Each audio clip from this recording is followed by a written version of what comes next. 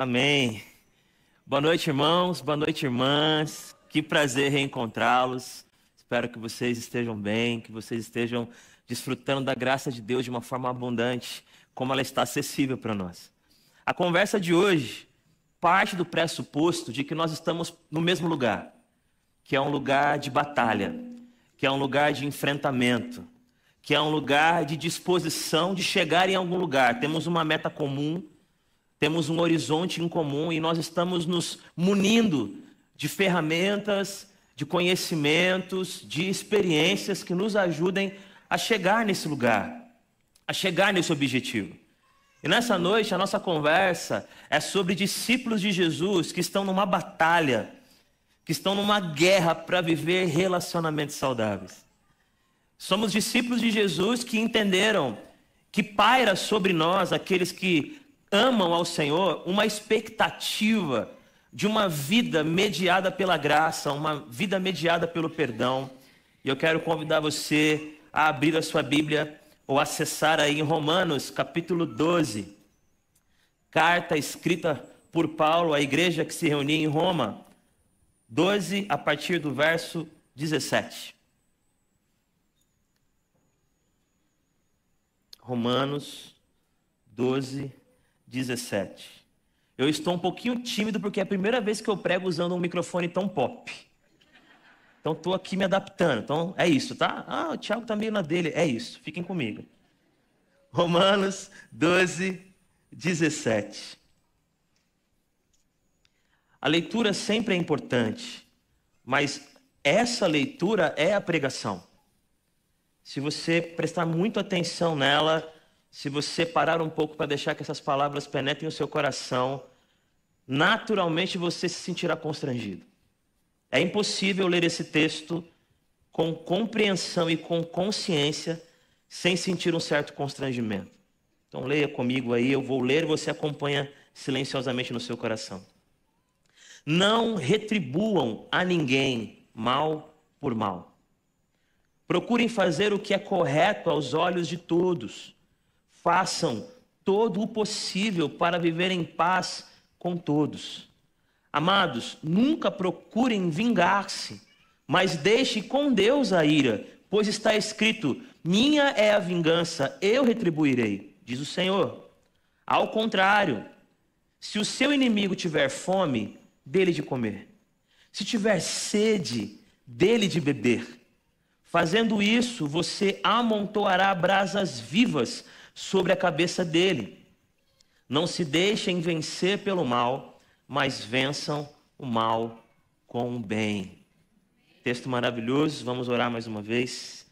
Pai, obrigado pela sua palavra lida, obrigado por essa igreja reunida, obrigado pelo nosso sentimento e o nosso desejo de entrar nessa batalha, de enfrentar os nossos sentimentos, de encarar o seu mandamento de uma maneira verdadeira, de uma maneira séria, para que possamos construir uma comunidade das afinidades, que vai muito além de uma relação simplesmente de troca, mas que entende que o amor que nos move é o amor de Jesus, o nosso Senhor. Nos dá essa consciência, nos dá esse coração, em nome de Jesus. Todos nós aqui temos alguma história em que você gostaria de ter agido de forma diferente. Você gostaria de não ter respondido naquele tom, gostaria de não ter devolvido aquela buzinada, não ter feito aquele comentário sobre o cobrador, na época que tinha cobrador no ônibus. Todos nós aqui carregamos alguma história em que você gostaria de voltar no tempo, se você de fato procura viver uma vida pacificada e pacificadora. Você gostaria de voltar no tempo e não ter feito o que você fez como retaliação, como resposta violenta ao que fizeram com você. Se você é discípulo de Jesus, e eu sei que você é, você visita as suas memórias e consegue encontrar ali uma série de diálogos que não deveriam ter acontecido daquele jeito. Momentos em que você bateu a porta e deveria ter mantido aberta. Falas que você não pode apagar mais e que estão pairando sobre a sua família, pairando sobre o seu trabalho, sobrevoando a sua existência. E nessa noite nós estamos sendo convidados pela palavra para não normalizar isso. A nossa intenção nessa noite não é dizer que isso não vai acontecer mais se você for um crente de verdade, Não queremos vender utopias. De fato, na caminhada, nós faremos coisas assim. Nós tropeçaremos nessas atitudes que não deveríamos ter. Mas o que nós não podemos e não devemos é normalizar isso no nosso coração. Nutrir uma ideologia, nutrir uma filosofia que justifica a violência, que justifica a agressão, que justifica o xingamento, que justifica o afastamento intencional sem possibilidades de reconciliação. Nós, enquanto discípulos de Jesus, não podemos ficar nesse lugar. Essa história é antiga, essa história remonta ao nosso passado mais primevo, mais original. No Gênesis, no Éden, havia uma relação entre a humanidade e confiança. Eles nem precisavam cobrir o próprio corpo, porque não havia vergonha entre eles. Adão e Eva tinham uma relação de perfeita unidade. No entanto, por causa do pecado, por causa da rebeldia do coração humano, por causa da nossa falha moral, da nossa decisão equivocada, rompeu-se essa relação, rompeu-se essa unidade. E o homem e a mulher agora sentem vergonha um do outro, o homem e a mulher agora não se relacionam na mesma harmonia. E quando Deus aparece após o pecado da humanidade e começa a caminhar pelo jardim, Adão e Eva fogem, se escondem. E Deus começa a procurá-los e começa a chamar pelo nome deles. E quando eles de fato se encontram, uma frase que deveria ser a primeira a ser dita não aparece. A frase que deveria ser a legenda dessa cena não surge. A frase seria: perdão, Deus, eu errei. A frase deveria ser: perdão, Senhor, eu desobedeci. A exclamação deveria ser: nós erramos, nós falhamos, tem misericórdia de nós, não queremos morrer. Mas pelo contrário, o que se escutou foi: a culpa é dela. E o homem aponta para a mulher. E depois o que se escuta é: a culpa é dela. E a mulher aponta para a serpente, e a serpente não tinha ninguém para apontar. Ai, ai, deu ruim para ela. O que eu quero dizer com isso? A base daquilo que nos compromete não tem a ver com o perdão que nós não queremos oferecer. Tem a ver com o perdão que nós achamos que não precisamos receber. A base da ruptura das nossas relações não tem a ver com uma falta de amor pelo outro. O início do nosso conflito é um homem que não consegue reconhecer que o problema é ele. Uma mulher que não consegue reconhecer que o problema é ela. E no Éden, eles não pedem perdão. O início da nossa história é de um povo que tem dificuldade de dizer: a culpa é minha, fui eu. E infelizmente estamos reproduzindo essa história. Porque quando a gente senta para conversar, a culpa sempre é do outro. A falha sempre é do outro. Como diz o filósofo, o inferno são os outros. Nunca é a gente. Perdemos a habilidade, ou na verdade, nem desenvolvemos a habilidade de se olhar no espelho da vida e perceber: eu falhei e preciso de perdão. Nós só conseguimos oferecer o que recebemos. Nós só conseguimos dar o que primeiro nos foi dado. E quando Adão e Eva não conseguem entrar nesse fluxo da graça, do perdão e da misericórdia, eles também não conseguem oferecer isso. E a história continua. Caim e Abel são dois irmãos, e Caim olha para Abel e sente inveja dele, porque agora a humanidade não confia mais. A humanidade não se relaciona mais em unidade, e no lugar da confiança nasce a suspeita. Então Caim olha para Abel como se ele fosse um opositor, como se ele fosse um adversário, como se ele fosse um problema. E um dia Caim e Abel foram para o culto. Caim e Abel foram louvar, render graças, oferecer o seu sacrifício. Abel faz isso e é acolhido pelo Senhor, é aceito, ele e a sua oferta. Caim faz isso, mas não é recebido pelo Senhor, nem ele nem a sua oferta. E Caim sai do culto com uma decisão profunda. Será que ele diz: perdão, Deus, eu errei? Ele fala: tenho que matar o meu irmão, o problema é ele. Adão aponta para Eva, Eva aponta para a serpente, Caim mata o seu irmão. Essa é a progressão da maldade. O outro é tanto o meu problema que agora eu não quero apenas acusá-lo, eu quero eliminá-lo. A existência dele me constrange.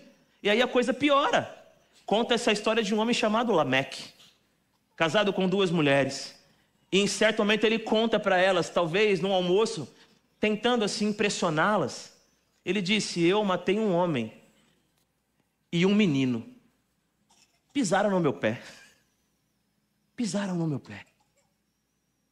É muito difícil nós conversarmos sobre não retribuir o mal com o mal. É muito complicado conversarmos sobre fazer o que é certo aos olhos de todos, se nós não partimos de um lugar muito importante, nós, discípulos de Jesus. Existe em nós, no nosso coração e na nossa alma, um pecado tão enraizado. Existe em nós uma natureza adâmica tão visceral, tão carnal, que nós perdemos a capacidade de identificar o que é bom e o que não é. Perdemos o olhar para identificar o que é bom e o que não é, o que é maldade, o que é bondade. Então, quando Paulo diz à igreja em Roma: não retribuam a ninguém o mal com o mal. Nós precisamos partir de um lugar juntos, um lugar assim de muita humildade, um lugar de muita sinceridade. Não dá para conversar essa conversa se a gente não se render a uma vida de oração. Vai ser impossível a gente dar seguimento a esse papo nosso aqui, se não houver uma consciência de que nós precisamos ter uma profunda experiência de oração. Porque o que é orar? Entre tantas coisas que você poderia dizer, orar é decidir passar tempo na presença daquele que é amor. Orar significa que eu não pertenço a esse lugar, eu pertenço a alguém. Orar é morar numa casa com a sua própria gramática, com a sua própria semântica, com as suas próprias imagens, com os seus próprios sonhos. Orar é elevar o coração a um lugar diferente desse, em que tudo é conflito, é cabeçada, é ringue lotado dos 2 lados, um dizendo que está com a razão. Se nós quisermos viver uma vida de um relacionamento saudável com o outro, é preciso que nós olhemos as nossas histórias sob a ótica da oração, sob a ótica da luz do Evangelho, porque é ela que vai nos ajudar a distinguir, a discernir o que é mal e o que é bom. Porque você corre o risco, e eu também, de sairmos daqui com uma palavra animados, dizendo: eu quero retribuir o mal com o bem, então quando o mal vier até a minha casa, eu agirei com bondade. Aí vai o seu pai te disciplinar. Você já pensa: olha o inimigo aí usando meu pai, fazendo mal para mim. Tudo bem, pai, eu vou retribuir com bondade. Entende? Você corre o risco de fazer do outro o inferno. O mal é ele. O mal é o que ele fala, o mal é como ele te toca, o mal é como ele te cobra, o mal é como ele fala. Se você e eu não tomarmos cuidado, sairemos daqui arrogantes, soberbos, achando que somos a última bolacha do pacote, porque o mundo é mal, mas eu sou bom. O motorista foi mal comigo, mas eu sou bom. Mas por que ele foi mal com você? Porque deu o sinal para ele e ele não parou. Você estava no ponto? Não, eu estava fora do ponto, mas era muito perto. Se ele fosse bom, ele pararia, ele é mau. Se você e eu quisermos levar isso a sério, precisamos olhar para a oração do Pai Nosso. E quando nós falamos para Ele nos livrar do mal, não é apenas o mal que nos atinge e que nos fere, é o mal que nos possui e nos faz ferir. A maior arma do mal é te tornar malvado. A maior arma do mal é fazer de você alguém que, achando que está fazendo o que é certo, faz o que é equivocado. Não retribua a ninguém o mal com o mal. Mas como eu consigo fazer isso? Vivendo uma vida de oração. Uma vida em que eu mergulho numa outra atmosfera, numa outra ambiência, que me dá repertório para identificar de fato o que é e o que não é bom. Para que eu consiga agir de maneira humilde. Eu não sou o centro do universo, eu não posso chamar de mal tudo aquilo que não se curva à minha vontade. Até porque existem coisas que a gente chama de mal e é Deus fazendo algo tão bom na nossa vida. Por exemplo, algumas pessoas acham que o Palmeiras perder é mal. Gente, isso é uma bênção do Senhor. Entende como bondade e maldade têm as suas conotações e percepções?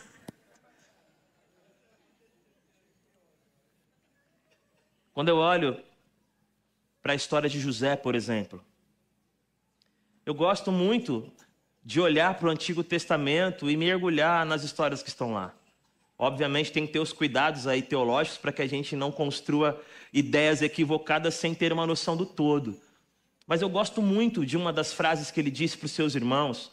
Para quem não lembra, José foi alguém que experimentou a maldade. Mas não foi a maldade do vizinho, não foi a maldade da nação inimiga, foi a maldade dos seus irmãos. Aqueles que moravam com ele, aqueles que conviviam com ele. Mas José, no finalzinho do livro de Gênesis, eu não vou me demorar, é somente um trecho do que ele disse. Olha o que ele disse. Não tenham medo. Estaria eu no lugar de Deus? Vocês planejaram um mal contra mim, mas Deus o tornou em bem, para que hoje fosse preservada a vida de muitos. Por isso, não tenham medo. Eu sustentarei vocês e os seus filhos. Isso é não retribuir o mal com o mal. Primeiro, eu sei identificar o mal. Ele diz, vocês sim, quando me jogaram na cisterna, quando me venderam para os ismaelitas, vocês fizeram mal. Quando vocês pegaram a minha túnica, colocaram sangue, deram para o meu pai, dizendo que eu havia morrido, sendo devorado por um animal selvagem, vocês fizeram mal. Mas Deus, o Todo-Poderoso, transformou o mal em bem para a preservação da vida de muitos. E agora que ele é o segundo mais importante do Egito, ele paga o mal com o bem. E qual é o bem que ele faz? Eu vou sustentar vocês e os seus filhos. A vida que vocês queriam matar é a vida que vai preservar você e a sua geração. Agora eu pergunto para vocês. Os irmãos de José achavam que ele era do bem ou do mal? Do mal. Entende? Para eles, o mal era José. Para eles, José era vaidoso, José era arrogante, José era um mimado, ele tinha que ser levado embora mesmo. Mas a percepção de José é acertada, porque ele é alguém que diz, eu não vou me colocar no lugar de Deus, ou seja, ele está olhando a vida na ótica de Deus. Ele está buscando o olhar do Senhor. Se você e eu não tomarmos cuidado, a gente entra na dinâmica desse mundo muito rapidamente. E aí vai ser pagar na mesma moeda. Mas sempre que você paga na mesma moeda, você usou o banco do inferno. Deus jamais vai te dar aquilo que você precisa para se vingar de alguém. Toda vez que você buscar dinheiro para se vingar, essa moeda não veio do Senhor. Não retribua o mal com o mal.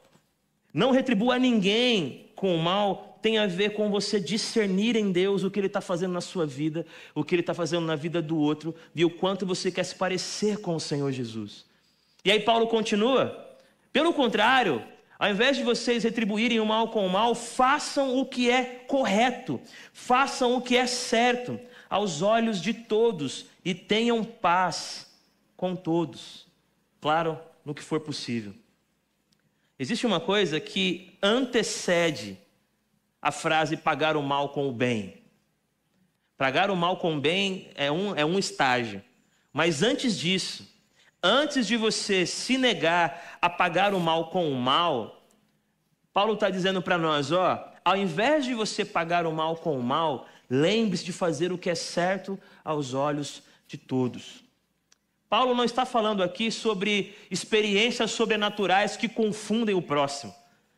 Ele não está falando de coisas assim inusitadas que ninguém faria. Ele está dizendo, existem coisas na relação da sociedade que todo mundo sabe que é basilar, todo mundo sabe que é bom, é uma ética universal. Existem coisas que são corretas aos olhos de todos. Existe uma maneira de viver que ninguém vai contrariar. Alguém que não gosta de você pode até não gostar de você, mas não pode criticar aquilo que você está fazendo, porque aquilo é uma ética universal. O que você quer dizer com isso? A gente está falando, às vezes, sobre saltos muito grandes para gente que não subiu nenhum degrau ainda. A gente está falando e dando exemplos incríveis de alguém que levou um tiro. Aí, enquanto ele estava no chão, sofrendo com um tiro, veio um carro e derrubou o ladrão. Aí o homem com um tiro foi lá, pegou o ladrão no colo, levou ele para o hospital. E as pessoas diziam, você está sangrando. Não, primeiro o ladrão, primeiro ele. Eu quero pagar o mal com o bem, sabe? Que bonita essa história. Mas ele está dizendo uma coisa para nós aqui, ó. Não dá para conversar sobre estágios mais profundos se a gente não tomou a decisão de fazer o bem que todo mundo sabe que é bem. Existe um tipo de vida que é do cidadão, que todo mundo deveria ter. Não é só porque você é crente, é porque você é honesto. É porque você é um cara com a moral, é porque você é uma pessoa que quer o bem. Isso não é um patrimônio do cristão. Existem coisas que são boas aos olhos de todos.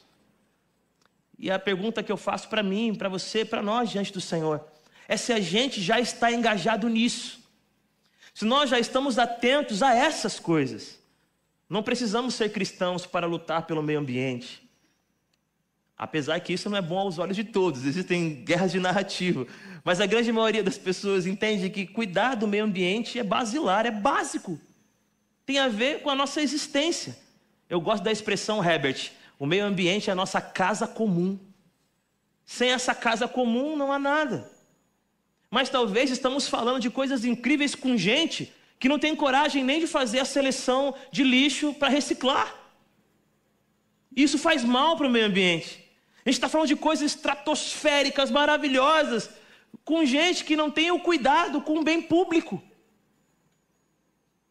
Com gente que não cuida nem das instalações da própria comunidade de fé que vive. Então Paulo está dizendo, eu quero conversar com vocês coisas profundas, mas se eu não começar pelo básico, vocês não vão chegar lá. Nós somos chamados a irmos além, mas esse além tem que partir de um chão comum. Queria convidar vocês a pensarem o quanto nós estamos engajados com a bondade. Com a bondade que está todo mundo fazendo. Todo mundo, entre aspas, né? Quem quer fazer, quero dizer, que não são cristãos. Martin Luther King costumava dizer assim, a pergunta mais urgente é, o que eu estou fazendo pelo bem dos outros? Ele dizia, a pergunta mais importante e urgente é, o que eu estou fazendo pelo bem dos outros? Nessa noite, de alguma maneira, Deus está convidando você e a mim a pensar sobre que vida de bondade nós estamos vivendo aos olhos de todos. Quando todos olham para nós, comunitariamente ou individualmente, qual é a marca de bondade que a gente carrega? Aquela ali ajuda os pobres. Aquele ali tem um trabalho incrível com os adolescentes do bairro. Aquela ali, você tem que ver, está dando aula de inglês de graça. Aquele ali é corintiano, Deus abençoe. Paulo está dizendo que ao invés de perder tempo com amarguras, com ressentimentos, com planos para se vingar, retribuindo o mal com o mal, pare com isso e se ocupe com as coisas que todo mundo sabe que são boas. Se ocupe com as coisas que promovem o bem comum. Se preocupe com as coisas que cuidam do próximo. Se você fizer isso, você vai perceber que a sedução da maldade vai diminuir na sua vida. Quando você começar, e alguns já fazem isso, quando você começar a colocar o pé na comunidade e sentar para conversar com aquela, desculpa a expressão, molecada. Quando você começar a entrar nos lugares onde as pessoas não têm um mínimo, e você ter experiências com nomes, com rostos, com histórias, quando alguém falar da comunidade como se fosse algo abstrato, seu coração já será diferente. Porque você já faz um bem que todo mundo vê. Você já está mergulhado num ecossistema que te dá um outro olhar, que não vai justificar o erro, que não vai passar a mão sobre o que é errado, mas vai te dar um novo coração. Eu me lembro, a primeira vez que eu li um livro chamado Muito Prazer, Eu Existo. Não é um livro cristão, é um livro de uma pedagoga, um livro de uma mulher engajada que falava sobre a vida das crianças com deficiência. Ela falava sobre um mundo que não está preparado para acolher essas crianças. Como aquilo me impactou, como aquilo mudou o meu olhar para algumas coisas. E aí, perto desse dia que eu li esse livro, eu estava indo para casa Eu morava no Itaim Paulista. Alguém conhece o Itaim Paulista aqui? Levante a mão e faça uma cara desesperada. É de lá que eu venho. Me respeitem. Mal com mal, hein? Aí desci na estação do Itaim Paulista, tava chovendo, Dani. Chuva forte. E na época eu era mais crente. Tava mais assim, mais na fé. E eu desci na estação e comecei a falar com Deus. Falei, Deus, me usa aí, Deus. Eu quero abençoar alguém nessa chuva. O que eu posso fazer por alguém?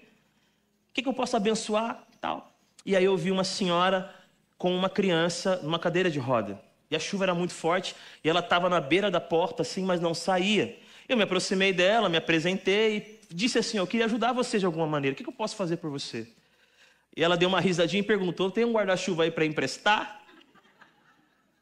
Eu tinha R$20. Procurei o rapaz, claro que sempre que tem chuva tem gente vendendo o quê? Meu, de onde eles brotam, mano? Não é? Guarda-chuva, capa de chuva, meu. E aí eu fui até ele, comprei o guarda-chuva, entreguei na mão dela e fui embora assim me sentindo o Espírito Santo em pessoa, crente.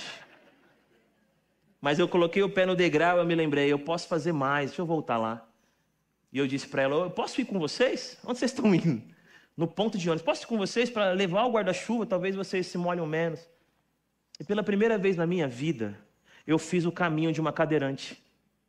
Pela primeira vez na minha vida, eu passei pelos mesmos obstáculos que ela passava. E aí quando eu vi um carro estacionado na guia rebaixada, pela primeira vez doeu no meu coração, porque ela não conseguia subir.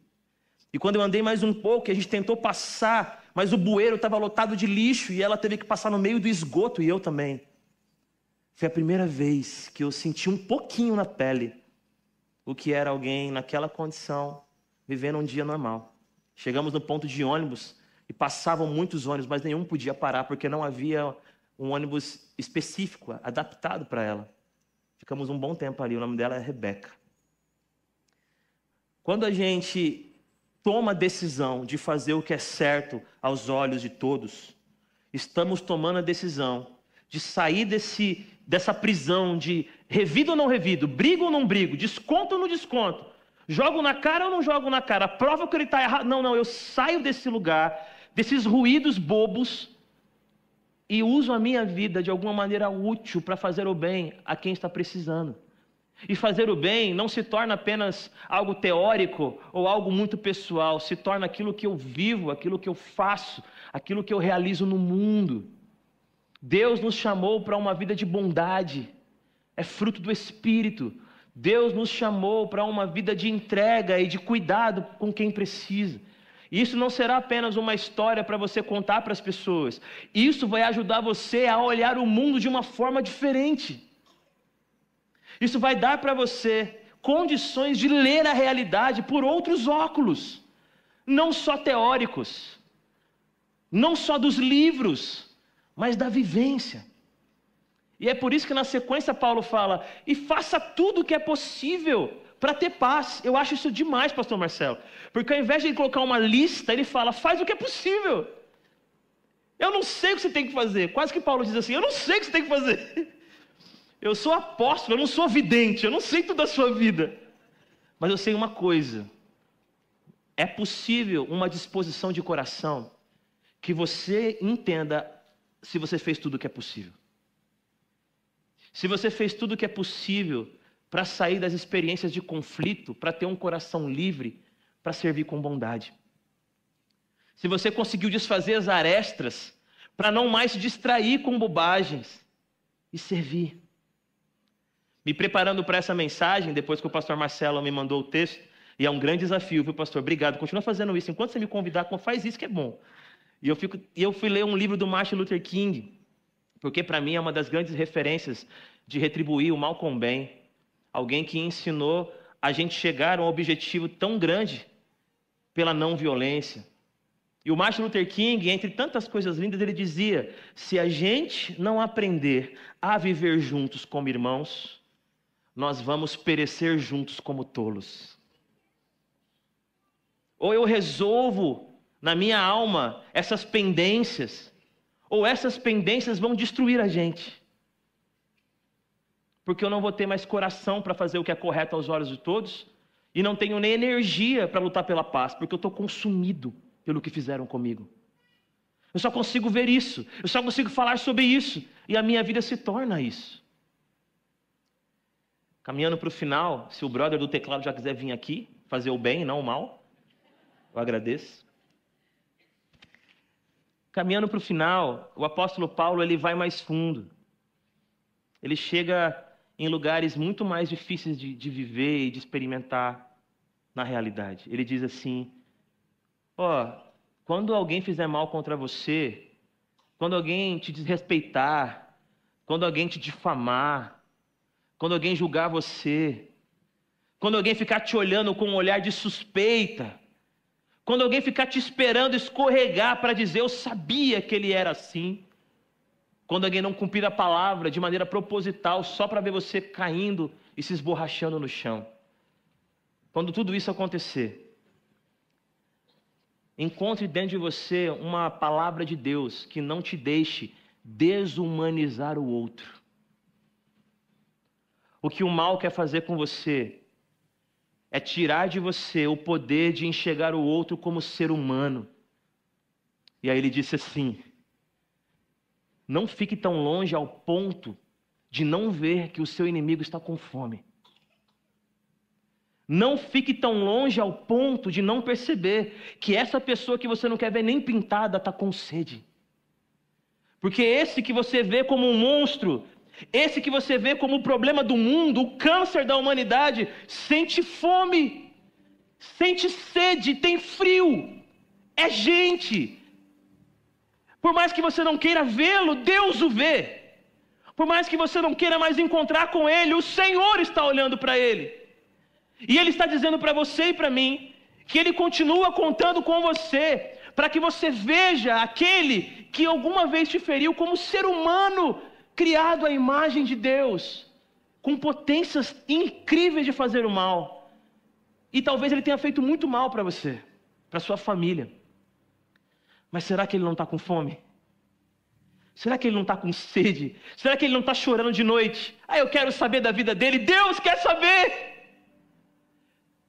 Eu quero que ele vá para o inferno. Deus não quer que ele vá para o inferno. E se você é discípulo de Jesus, nessa noite ele está dizendo, pessoas que você não quer ver mais, pessoas que você não respeita, pessoas que você não se relaciona, pessoas que você não quer ver pintada de ouro, estão precisando de algo que Deus deu para você, que não é seu. Esse pão que você não dá não é seu, Deus te deu para você compartilhar. Essa água que você retém não é sua, Deus te deu para você dividir.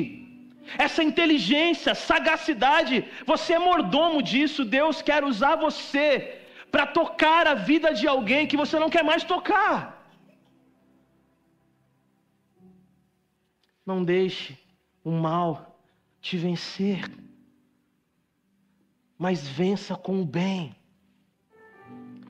O que é o mal vencer a gente? É quando a gente não se importa mais. Para algumas pessoas, o oposto do amor é o ódio, e talvez seja. Mas para muitas outras, o oposto do amor é a indiferença. Não é sentir ódio, é não sentir nada. Talvez a gente, na caminhada da fé, já se decepcionou tanto e já falhou também com tanta gente. E você está achando normal ter esse coração cheio de post-it, com nomes que você deixou marcado aí, que você não quer ver, que você não quer se aproximar. Mas essa é uma noite de perdão, essa é uma noite de reconciliação, de voltar para a mesa que é do Senhor e não sua e nem minha. E nós não perdoamos para mudar o outro, nós não perdoamos para resolver o problema, nós perdoamos porque fomos chamados para ser assim. Nem sempre conseguiremos reatar as relações, existem muitas questões em torno disso. Mas podemos ter pão para quem tem fome, podemos ter uma palavra para quem tem solidão, podemos ter um abraço para quem está chorando, ainda que a gente não seja mais tão amigo assim. Deus está chamando você nessa noite para ligar para alguma pessoa, para visitar alguma casa. esse vai ser o maior exemplo, esse vai ser o maior testemunho da sua relação com o Senhor. Ele disse que quando nós amamos os nossos inimigos, quando nós amamos aqueles que não nos querem tão bem assim, nós revelamos o coração do Pai e somos chamados filhos de Deus. Eu termino contando 2 histórias. E claro que serão de Ubers, né? É a minha vida. Primeira história. Estava indo para a igreja, eu pertenço à Igreja Batista Esperança. E eu estava indo domingo passado pregar lá. E o trem deu errado, tive que pegar um trem, metrô, Uber, e fui andando um pouquinho. E eu peguei um Uber com um rapaz muito legal, assim, já um senhor. E ele sentiu confiança, fomos conversando. No final da história, ele disse coisas tão particulares que eu não vou nem repetir aqui porque está sendo gravado. Da relação dele com a família, com o pai, que o abandonou, isso eu posso dizer, mas outras coisas não posso dizer. E eu estava ali já com o coração, pastor Renan, acabado. Falei, meu Deus, que eu não sabia falar nada para ele, porque Deus me perdoa, eu não tenho nada para falar. Mas já muito perto da igreja, ele disse assim, mas teve um dia que uma pessoa parecida com você aqui no Uber me disse que eu podia perdoar. Eu falei, careca? Não, da igreja. Parecido comigo, né? Careca? Não, da igreja. Sabe o que ele fez? Depois de ouvir aquele irmão falando com ele sobre perdão, ele foi para casa, conversou com a família, respirou fundo, marcou um almoço com a mãe, com os irmãos. Todos se reconciliaram. E ele dizia, minha mãe chorava igual criança. Sabe por quê? Porque ela tinha fome. Porque ela tinha sede. Porque ela é gente que falhou, mas que ainda sentia falta do filho. E eu fiquei tão grato a Deus. Eu falei, Deus, obrigado. Eu com medo porque eu não falei nada, mas o Senhor já havia falado ao coração dele. Mas hoje, vindo para cá, peguei Uber de novo. Rapaz, muita gente boa. E perto daqui, a gente conversando, ele me contou que tem 9 irmãos e não fala com nenhum deles. E a gente foi conversando, e eu fui tentando, e ele também foi tentando me dar atenção, né? São histórias muito parecidas, gente. As suas, as minhas, as dos Ubers. O que muda é quando alguém talvez compartilha o evangelho com a gente. E diz para nós que amamos a Jesus recebemos o Espírito Santo de Deus sobre nós e em nós. E que é esse Espírito Santo, que é Deus convivendo, caminhando conosco, nos capacita a perdoar e a retribuir o mal que fizeram conosco a um bem espetacular. E que bem é esse, Grulha? Enxergar o outro como gente. Talvez em algum momento não te enxergaram como gente, te trataram como peça, te trataram como engrenagem, te trataram com interesse, te desconsideraram. Mas existe em você uma voz divina dizendo, não pague na mesma moeda, trate-o como ser humano, como gente. Sua mãe é gente, seu pai é gente, seu irmão é gente, sua irmã é gente, aquele pastor é gente, aquela pastora é gente, os palmeirenses são uma bênção.